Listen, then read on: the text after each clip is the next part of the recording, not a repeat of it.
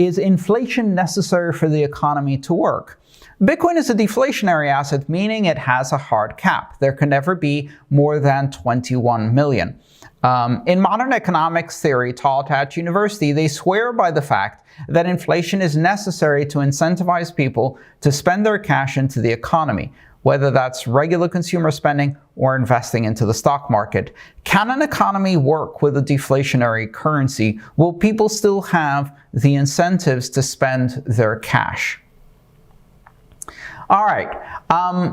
First of all, I think one of the things you're seeing there is what is mainstream in economics in Western developed nations, which is not necessarily what is the same in other countries, especially, for example, Eastern nations. So in Western nations, the savings rate is very, very low, meaning that on average, people save very little money and spend the vast majority of their money. This is very, very different than the way economies operate in places like China and Japan. For example, also Korea, Taiwan, many other Asian countries, where people don't have debt instruments like mortgages. They don't buy things on credit cards. And if you want to buy a house, you save up for 20 years, and that's done on a generational basis. So the savings rate in Asia is much, much higher. Now, in developed countries, we call that hoarding of wealth instead of saving, to give it a negative connotation. But certainly economies that have more deflationary characteristics tend to encourage saving. Now, the big thing to realize here is that I see no circumstance or scenario in which Bitcoin is the only currency available and as a deflationary currency is the basis of the entire global economy.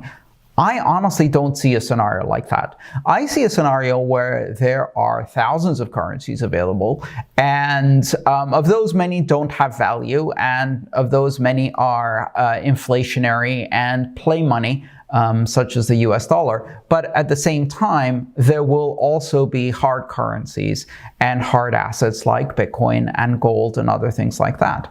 So from that perspective, the fact that Bitcoin is deflationary doesn't affect the entire economy. If the theory of the necessity of inflation is correct, people will have plenty of choices of inflationary currencies that they can use or, in fact, borrow at extremely low interest rates, zero or negative interest rates, so that they can spend to their heart's desire in a massively inflationary economy. Now, right now, when you have a supply glut and a demand crush, inflation keeps down. So over the past 10 years, we've seen most inflation go into asset bubbles.